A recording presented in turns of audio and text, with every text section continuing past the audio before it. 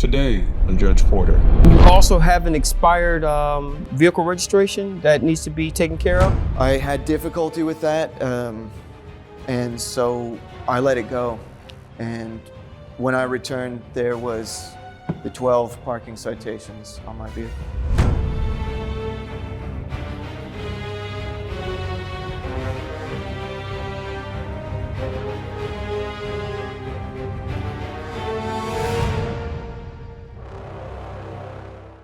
Okay, we have case number 7025, City of Menlo Park versus James Francis Robertson. Mr. Robertson, good morning, sir.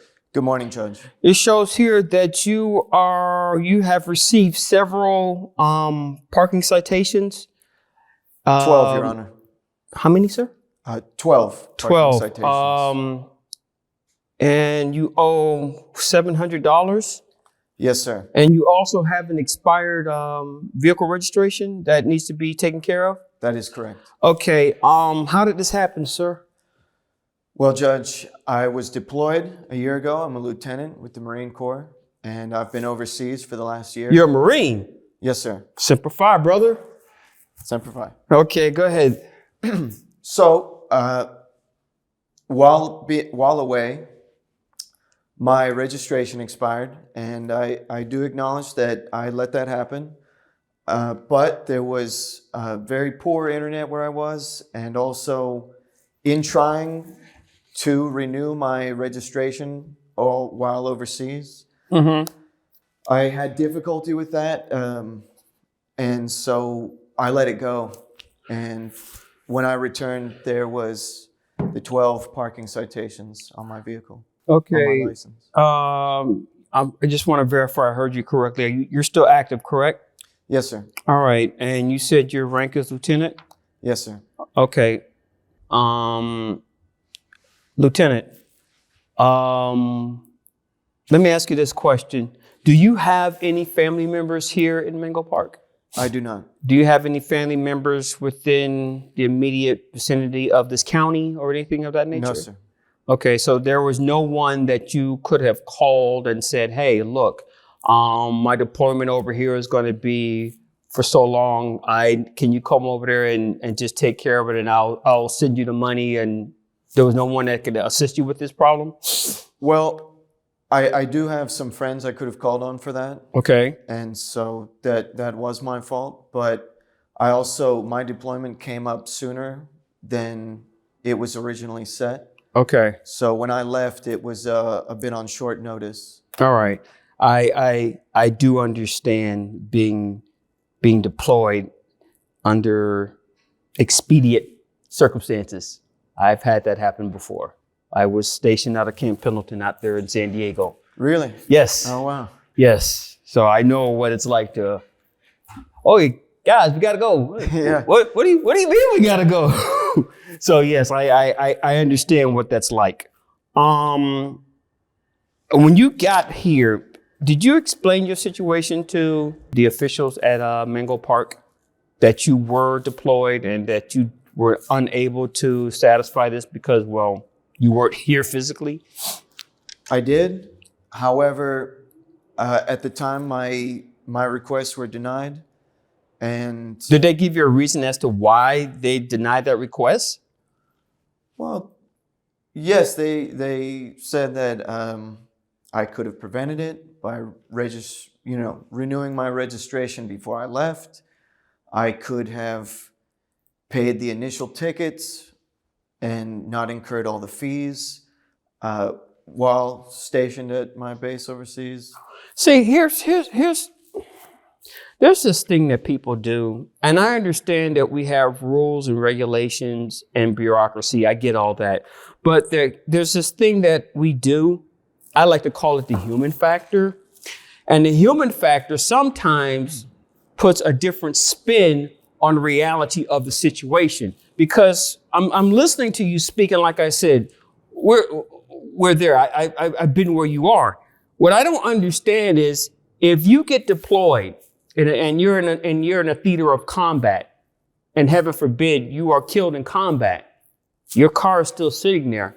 Would the city continue to add citations? Okay, that would be absurd. correct? And then Correct. somebody would come to the city and say, oh, by the way, he was killed in combat 2 years ago. Is somebody from the city going to sit there and say, well, that's sad, but someone still needs to pay this?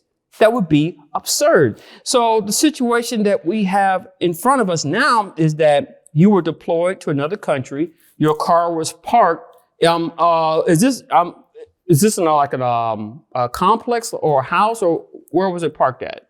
On the street outside of my condo. Okay. And while you were deployed, that's when the expiration of your vehicle occurred? That is correct. Ah, there's where the problem is. All right. See, there's this thing I like to call the human factor. Okay? And I understand we have laws and we have rules and we have bureaucracy, but when the human factor comes into play, some of those things don't apply anymore. And what I mean by that is this. You were deployed overseas. You didn't have anyone here to take care of your car as far as the registration goes. But while you were gone, these fees accrued. But let's say, heaven forbid, that you were over there and you were KIA. You were killed in action, correct? And now there's really no one here to take care of these fees. 2 years from now, is the city of Mango Park going to continue paying and saying, oh, well, he was killed in action, that's sad, but someone's going to have to pay these bills? No, that's absurd. So I think the human factor says that you had an emergency deployment overseas. How long were you gone again, sir? You said 12 months. 12 months. So you were gone for 12 months. And you accrued this, and you tried to explain to officials at the city of Mango Park what happened, and they're like, whatever.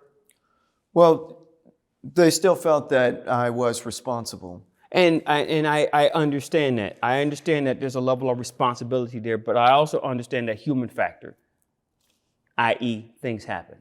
So what I'm going to do, I am going to waive the $700 in fees that you have accrued while you were on your deployment, okay? Thank you, Judge.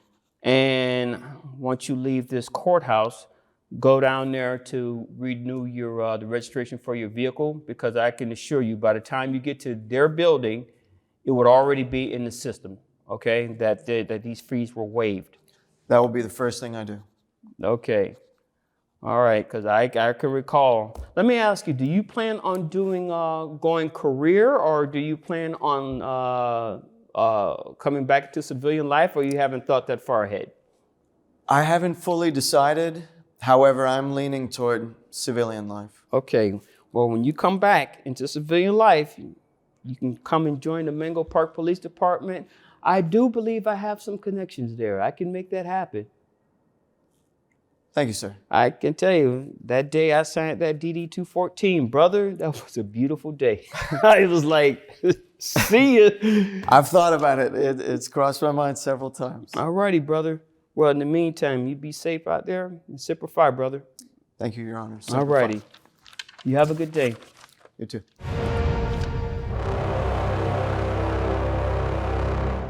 I'm very grateful to Judge Porter for his decision today. I'm honored and humbled. This ordeal has led me to a stronger resolution to keep my affairs in order, and moving forward, I will do so. Thank you.